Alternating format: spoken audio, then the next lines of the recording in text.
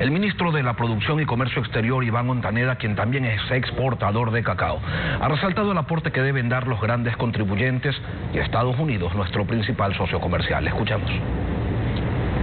Se requieren al menos de 4.000 millones de dólares para atender transversalmente las necesidades de los sectores productivos, comerciales, agrícolas. Por eso las propuestas de buscar solidaridad a través de aquellos sectores que sí pueden hacerlo y que han conversado con nosotros y que están en la disponibilidad de arrimar el hombro. La agenda está marcada con Estados Unidos. La reunión que estaba programada del TIC es nuestro siguiente punto, y apenas se retome la normalidad, se dará esa reunión en Quito, y producto de esa reunión esperamos y aspiramos tener una agenda mucho más clara que desemboque en el gran y anhelado acuerdo comercial. Iván Montaner, ministro de la Producción y Comercio Exterior, bienvenido a Contacto Directo. Buenos días, Lenin. Un saludo para usted y un saludo para todo el país. La paralización económica causada por la pandemia es mundial, pero dentro de ella, dos sectores a nivel doméstico e internacional fueron llamados a no parar e intensificar su trabajo, sus labores, el sector de alimentos, el sector de medicinas. Hablando primero de lo doméstico, los grandes contribuyentes del Servicio de Rentas Internas facturan el 50% del Producto Interno Bruto y en la pandemia estuvieron muy activos, incluyendo a exportadores y al sistema financiero. Deben ser estos los actores que asuman el pago del anticipo del impuesto a la renta que determina la Constitución en su artículo 165, numeral 1, se puede hacer en caso de estado de excepción como el que vive hoy el país. Lenin, las decisiones que estamos tomando como gobierno nacional para atender y enfrentar la crisis productiva y económica producto de la pandemia del COVID-19 son muy importantes, porque la demanda de recursos que tienen los diferentes sectores productivos a lo largo y ancho del país tienen esa necesidad. Y la necesidad está basada en la iliquidez. La iliquidez es el principal problema que hoy afrontan las empresas y los sectores a nivel nacional. El sector agrícola, el sector turístico, el propio sector exportador que usted ha nombrado, el sector comercial, el sector productivo, que luego de un cierre parcializado y en otros de total paralización de más de 70 días, sobrepasamos los 12.500 millones de dólares de lucro cesante de pérdidas y más de 100.000 fuentes de empleo. Ante esa situación, desde el Gobierno Nacional hemos propuesto algunas acciones. Una de ellas, y la más importante probablemente, sea el programa Reactívate Ecuador, que es un fondo de contingencia, recursos financieros y económicos para apuntalar y mitigar el impacto de la crisis. ¿De dónde salen los recursos, Lenin? Los recursos provienen de multilaterales, los recursos provienen de organismos y banca internacional que creen el país y que nos han dado esa confianza a través de estos recursos. Hoy estos recursos ya están a libre disposición de los diferentes sectores productivos. Producto de aquello, desde el lunes 25 de mayo hemos puesto 500 millones a través del Banco del Pacífico y hasta el día de ayer más de 7.000 beneficiados de micro, pequeños, medianas y grandes empresas están accediendo a buscar parte de estos recursos. Pero 1.150 millones suena una gran cantidad y es una gran cantidad. Sin embargo, Lenin, esto no alcanza. Necesitamos más recursos. Yo había dicho 4.000 millones de dólares al menos. Ahora bien, ¿de dónde alimentamos ese fondo? Ese fondo, obviamente, tenemos que sumar los ecuatorianos, sumar de la banca internacional. El propio Estado ecuatoriano ha hecho anuncios importantes en ese sentido. Recortes históricos de cerca de 4.000 millones de dólares del gasto público, del gasto administrativo. Recursos que van a ir dirigidos hacia los tres frentes: salud, social y la reactivación productiva. ¿Pero de cuánto va a ser el aporte entonces con lo que se recaude con este anticipo del impuesto? Mire, el aporte probablemente sea cerca de 200 millones. Todavía no podemos hablar de cifras exactas porque estamos depurando esa lista. Estamos depurando esos sectores que se vieron afectados. Realmente sería contraproducente tocarle la puerta a sectores que incluso trabajando a media llave, porque yo no creo que ningún sector, salvo ciertas excepciones, pudieron operar dentro del confinamiento y la paralización al 100% de sus actividades. Es más, todos los sectores que operaron tuvieron que incurrir en costos y gastos adicionales para mantener esas operaciones, para mantener los procesos de exportación, y hoy esos sectores se convirtieron en el cordón umbilical que permite soñar y pensar en ver esa luz al final del túnel, que es esa reactivación, esa reapertura productiva que el Ecuador hoy se encuentra en.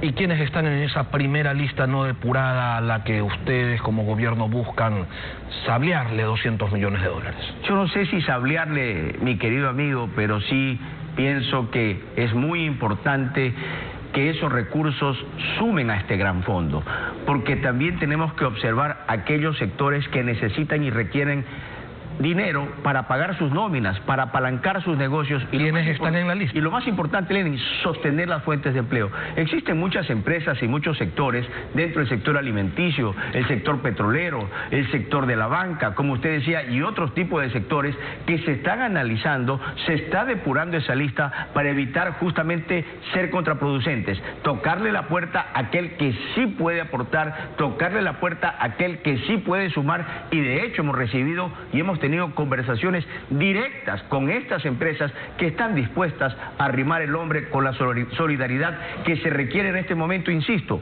para alimentar ese fondo de 1.150 millones de dólares y poder atender a miles de empresas, a millones de ecuatorianos y sostener fuentes de empleo, que es nuestra principal preocupación. ¿No se termina configurando aquello en un castigo a la eficiencia, a la inversión, al trabajo y a veces hasta al sacrificio realizado?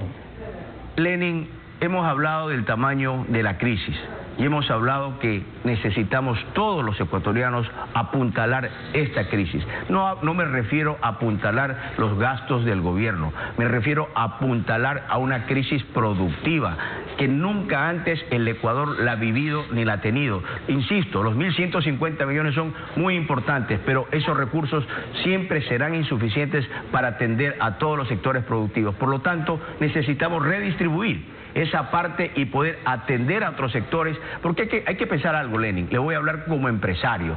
Las grandes empresas funcionan con encadenamiento productivo.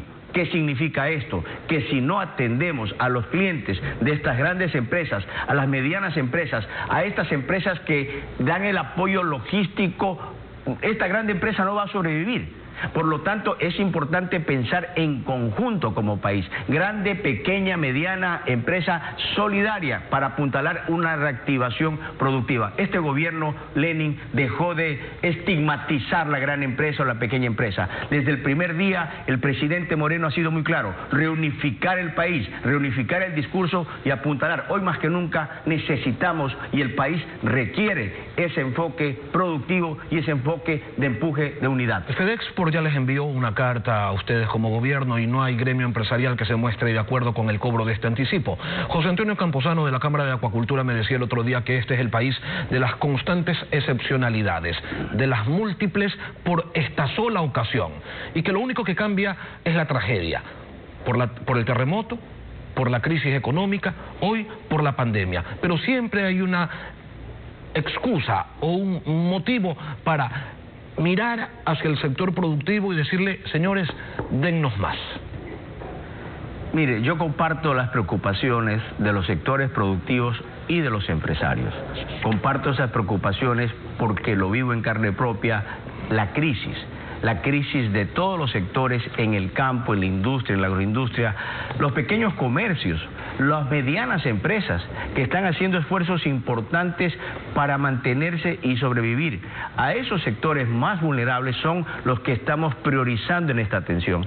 Sin embargo, los recursos continúan accediendo y engrosando este importante fondo para atender también a la gran empresa. En este sentido, mi querido Lenin, estamos dando otro tipo de compensaciones. No nos olvidemos, Lenin, que también se han tomado otro tipo de acciones que me gustaría explicar cuáles son, y alrededor del fondo de reactivación también tenemos un programa de Juntos Ecuador para apuntalar la industria nacional, para apuntalar el empleo. El capital semilla, que se ha hablado muy poco, es un producto que lo pondremos en las próximas 2 semanas para aquellas personas que se han quedado sin empleo, aquellas personas del sector público, del sector privado que hoy necesitan innovar y necesitan ese primer empujón. Aquí lo encontraremos en el Fondo de Capital Semilla y así también otro tipo de acciones que seguirán apuntalando la reactivación productiva. La armonía es fundamental para la producción. El régimen laboral de excepción puede prestarse a abusos y causar conflictos laborales a las empresas, ministro. Eso usted lo sabe bien. Y la intención se supone que es facilitarles la vida a todos. Por ello le pregunto, ¿ese régimen excepcional debe ser modificado? Sostener el empleo es el desafío más importante que no solamente tiene el gobierno, tienen las empresas y tienen los trabajadores. La situación es extremadamente compleja. Hace tiempo que la legalidad fue sobrepasada por la realidad de las empresas. Por eso, en ese sentido, hemos propuesto desde el Gobierno Nacional algunas leyes. La Ley de Fomento Humanitario, que se tiene que decir como es, sostener el empleo. En este momento se necesita llegar a esos acuerdos mínimos para poder apuntalar las empresas y pasar esta primera instancia de crisis que están atravesando todos los sectores productivos. Yo creo que el gobierno y el país necesita y requiere de cambios estructurales. El país ha sido un país caro para producir, se ha perdido competitividad en los últimos años. Yo creo que se tiene que reajustar la economía interna. ¿Para qué? Para ganar competitividad y de esa forma poder apuntalar nuestras exportaciones. Las exportaciones no petroleras, que hoy más que nunca han quedado evidenciado, son el bastión de la economía del Ecuador, una economía dolarizada que fue uno de los puntos que nuestro presidente muy claramente ha marcado cuál será el norte en este último año. El empleo y la dolarización, sumado a la parte de salud y a la parte social, nos estaremos enfocando en este último año de gestión, sí, pero en el primer año de una reactivación y de un cambio estructural que este país lo necesita. Aunque el comercio mundial también fue impactado, sin embargo, ciertos sectores no pararon, pero en conjunto la economía de los grandes también ha sufrido el golpe y mucho les ayuda a recuperarse por la interacción del comercio exterior, ayudar a socios comerciales de pequeñas economías. En ese contexto, cobra importancia la prioridad de reanudar la negociación de un convenio bilateral de comercio con los Estados Unidos. Hoy más que nunca la dolarización se sostiene con las exportaciones.